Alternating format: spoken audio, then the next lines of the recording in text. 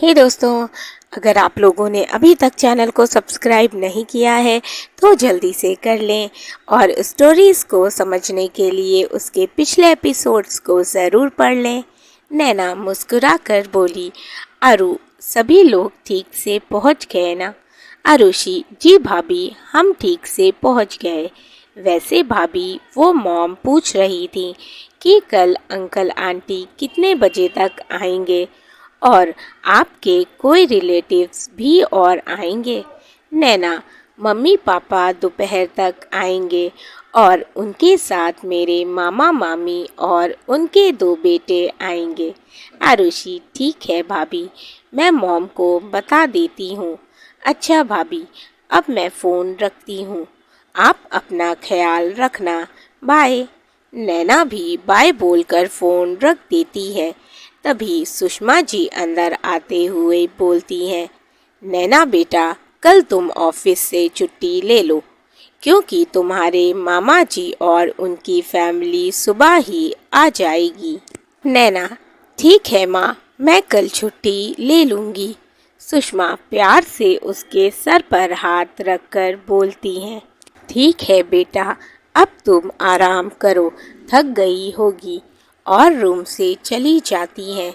इधर राजवीर अपने बेड पर लेटा नैना की यादों में खोया मुस्कुराते हुए बोलता है, नैना, जितना मैंने सोचा था तुम उससे भी कई ज़्यादा अच्छी और प्यारी हो।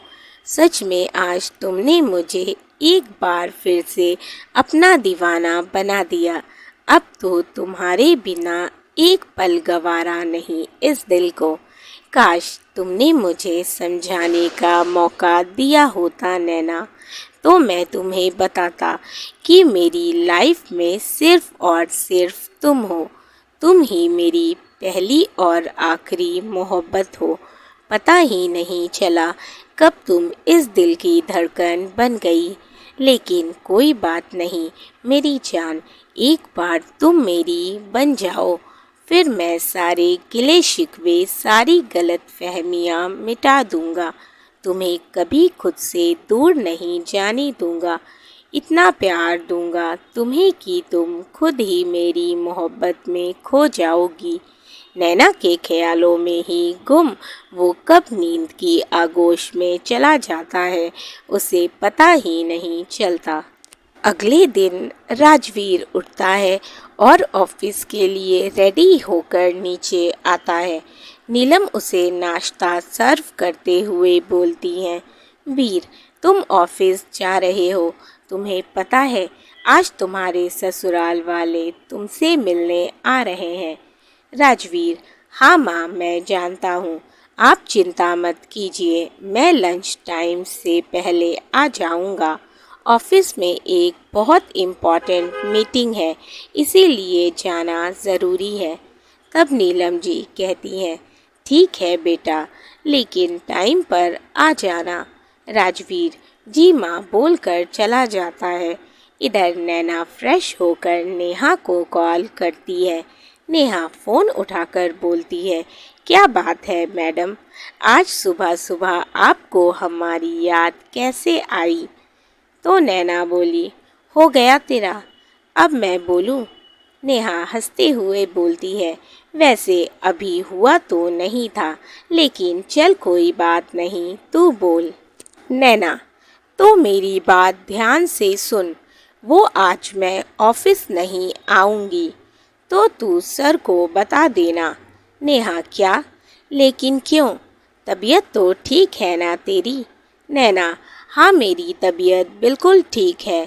वो आज सब लोग वीर जी से मिलने जा रहे हैं, तो माँ ने छुट्टी लेने को बोला है, इसीलिए मैं आज ऑफिस नहीं आऊँगी। इस पर नेहा हैरानी से बोली, नैना, तेरे रिश्ते की बात चल रही है और तूने मुझे बताया भी नहीं। जा, मैं तुझसे बहुत गुस्सा हूँ। अब तू मुझसे बात मत करना, बिल्कुल भी नहीं, समझी? नैना जल्दी से बोली, अरे यार, मेरी बात तो सुन। वो सब कुछ इतना जल्दी में हुआ कि मैं भूल गई थी बताना। तो ऐसा कर, ऑफिस के बाद मेरे घर आ जाना, मैं तुझे सब बताऊंगी। अब खुश? नेहा कुछ नहीं बोलती। नैना, ओए नेहा की बच्ची, अब ज़्यादा नाटक मत कर और ऑफिस जा, नहीं तो लेट हो जाएगी। उसकी बात सुन नेहा जल्दी से घड़ी देखती है और ज़ोर से चिल्लाती है, ओह मैं तो लेट हो गई, अब तो पक्का सर से डांट पड़ेगी। नैना को हंसी आ जाती है, वो हंसते हुए कॉल कट कर देती है। नेहा जल्दी से तैयार होती है और तुरंत ऑफिस पहुंचती है। वो राजवीर के केबिन में नॉक करके बोलती है, सर मे आई कम इन? राजवीर, यस कम इन। वो नेहा की तरफ देखकर बोलता है, मिस नेहा आप यहाँ, क्या कोई काम है आपको? नेहा, जी सर, वो मैं आपको बताने आई थी कि मिस नैना आज ऑफिस नहीं आएंगी, उनकी तबीयत ठीक नहीं है, तो इसीलिए आज उन्होंने छुट्टी ली है। राजवीर एक तीखी सी मुस्कान के साथ बोलता है, ठीक है, लेकिन जब वो ऑफिस आए तो उन्हें बोल दीजिएगा कि सबसे पहले आकर मुझसे मिले। नेहा जी सर बोलकर केबिन से बाहर आ जाती है और खुद में ही बड़बड़ाते हुए बोलती है, क्या बात है, आज तो सर का मूड बड़ा अच्छा है, झट से मान गए।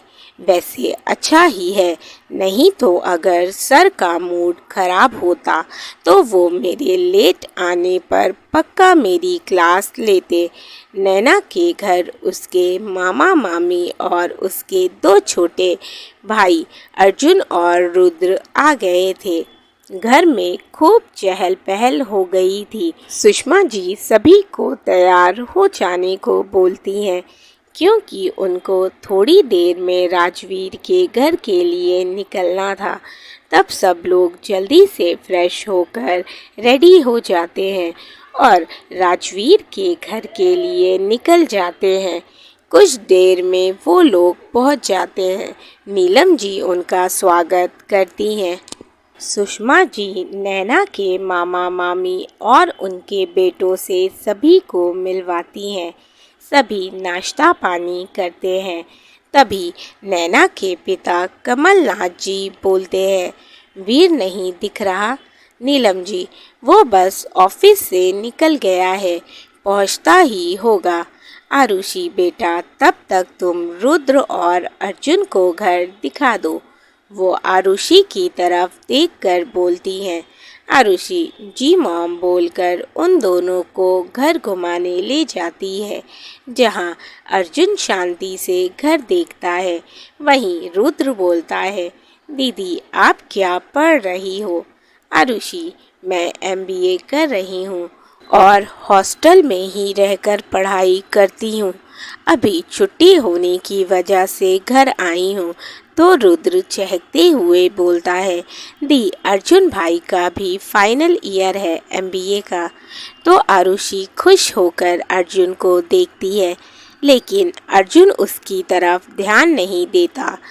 तब वो कुछ नहीं बोलती और रुद्र से पूछने लगती है कि वो क्या पढ़ रहा है। यश बोलता है, दी मैं अभी 11th में हूँ और मुझे एक डॉक्टर बनना है।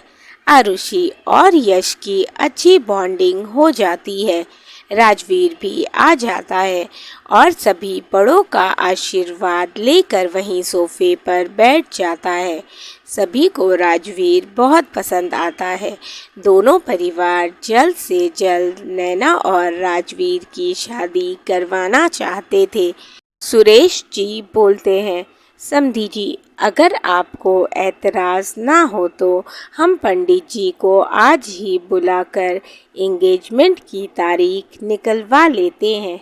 नैना की फैमिली को जल्दी एंगेजमेंट पर कोई ऐतराज़ नहीं था, लेकिन एंगेजमेंट का सुनकर राजवीर के चेहरे का रंग उड़ जाता है। वो कुछ कर भी तो नहीं सकता था। वो बस भगवान से यही प्रार्थना कर रहा था कि भगवान कुछ ऐसा कर दो कि एंगेजमेंट की जगह सीधा शादी हो जाए। राजवीर अपने ख्यालों में खोया था कि आरुषि आकर उसे हिलाकर बोलती है, भाई आप कहाँ खोए हुए हो, इनसे मिलिए, ये भाभी के भाई हैं, ये अर्जुन जी और ये छोटा रुद्र। वो दोनों से उससे मिलवाती है तो राजवीर मुस्कुराकर दोनों से मिलता है और बात करने लगता है। तभी उसका फ़ोन रिंग होता है। वो अपनी कॉल अटेंड करने बाहर चला जाता है। तभी पंडित जी भी आ जाते हैं। सब उनसे सगाई की तारीख निकालने को कहते हैं। तो पंडित जी बोलते हैं, एक मुहूर्त है 15 दिनों के बाद, बहुत ही शुभ है, लेकिन मैं यही कहूँगा कि आप लोग इस मुहूर्त में सीधे शादी करा दीजिए। तो नीलम जी कहती हैं, लेकिन पंडित जी ये बहुत जल्दी नहीं है। पंडित जी, इसके बाद इतना शुभ मुहूर्त सीधे 9 महीने बाद ही है।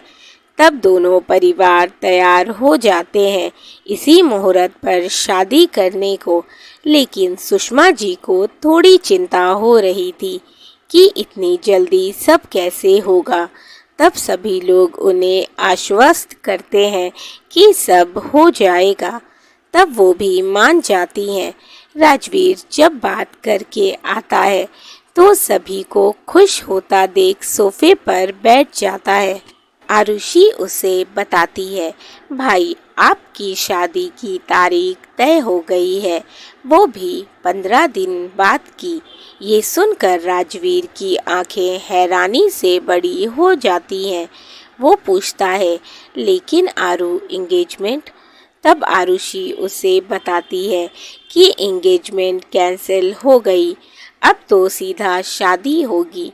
ये सुनकर राजवीर का दिल खुशी से उछल पड़ता है। उसका तो मन कर रहा था कि अभी जाए और जाकर नैना को गले लगा ले, लेकिन वो खुद को संभालता है और बस हल्के से मुस्कुरा देता है। दोस्तों, आई होप कि आप लोगों को मेरी ये न्यू स्टोरी अच्छी लग रही हो, कहानी पसंद आ रही हो तो वीडियो को ज़रूर लाइक कर दीजिएगा और अपने फैमिली एंड फ्रेंड्स के साथ भी शेयर करें। अपने फीडबैक मुझे ज़रूर दें। Thank you for watching and keep supporting. Love you all. Bye bye.